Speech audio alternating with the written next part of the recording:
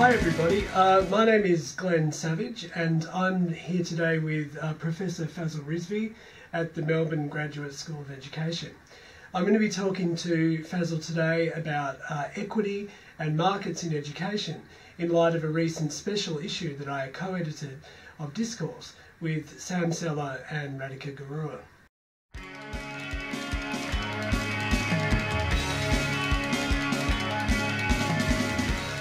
Fazal, in your response to our special issue, you reference work that you did with Stephen Kemmis in the 1980s on equity.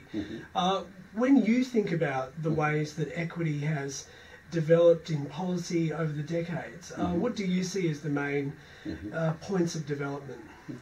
In the 1980s, Stephen Kemmis and I had the great privilege of evaluating a wonderful program initiated under the Hawke government and with Susan Ryan as the minister. It was called Participation in Equity Program. And basically it promoted equity through the prism of participatory democracy, and hence the term participation in equity.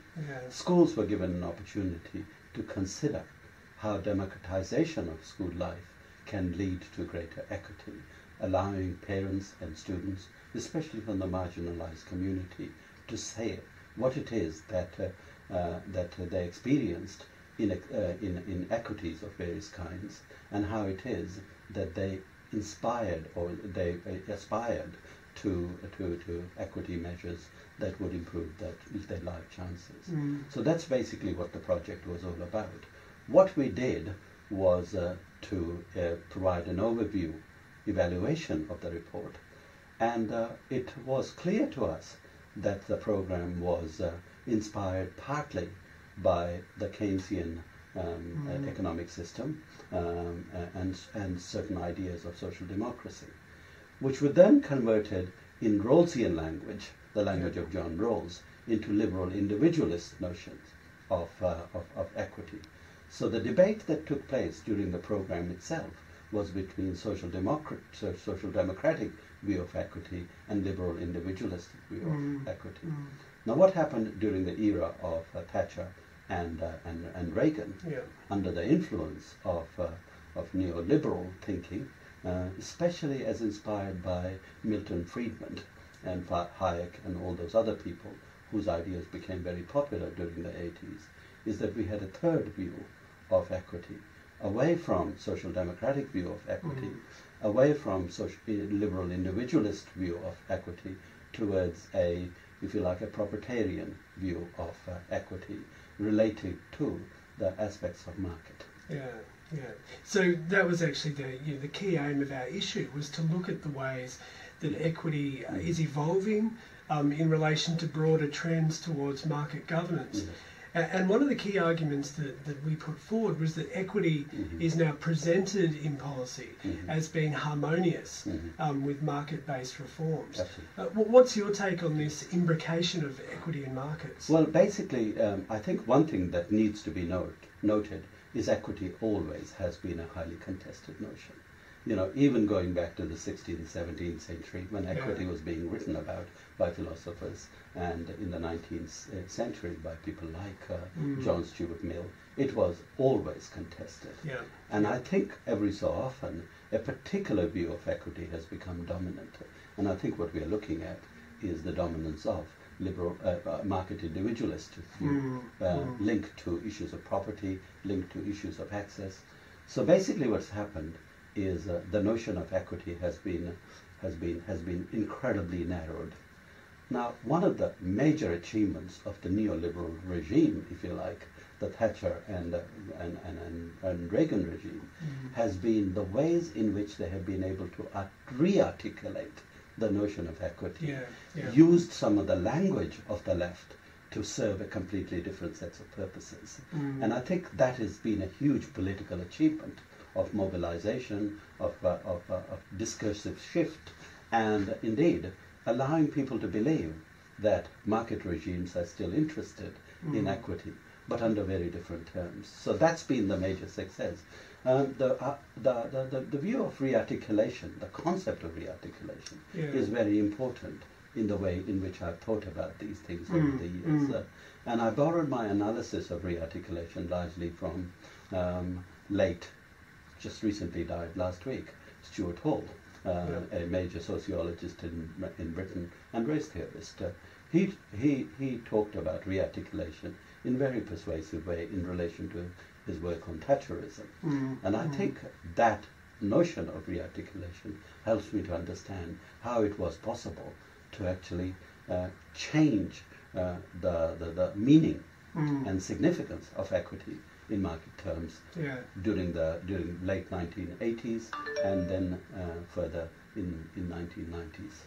So in your book that you've recently written with Bob Lingard, Globalising Education Policy, you highlight a range of really interesting issues about how we as researchers can understand issues like equity and also policy in a globalising context. So in your view, what do you see as the biggest challenge for understanding equity in a globalising policy context? Well, the first thing that we need to do is actually understand a converging discourse. The discourses that may have had their origin in the United States and in Britain have become, if you like, much more popular around the world. So the process of this global convergence is something which we are very interested in. How do the ideas of market conceptions of equity travel across national borders, and become almost globally legitimated? That's one of the questions that we dealt with in the book itself.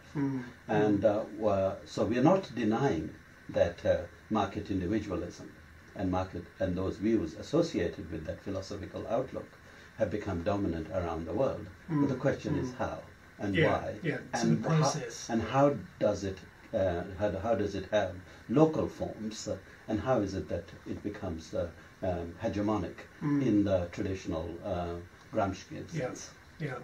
So I mean, one of the things we're particularly interested in, Radhika and Sam and I, is what we're calling the kind of politics of critique. And, we're particularly interested in how we as researchers can approach an analysis of equity in a way that's critical, that's political, but that moves beyond the kind of present ways of seeing and doing critical analysis. We're worried that critical sociologists and policy researchers are increasingly being drowned out by this increasingly dominant economic logic.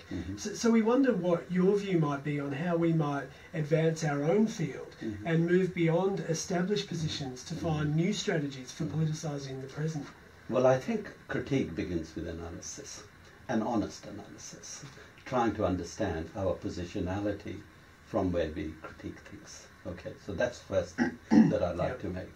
The second thing that I would say is one of the dangers of the ways in which equity has been rearticulated in market terms is its naturalization. It is presented as if that is the only way to think about equity. One of the things that I find really quite disappointing in some criticism of educational left is if the word is not equity is not there, then they think that there's a problem. But if the word is equity is there, then they think the problem has been solved. Of course, it has not. It has not, because a different conception of equity has been equity? Partial. That's right, exactly. So so denaturalization is an important aspect of analysis.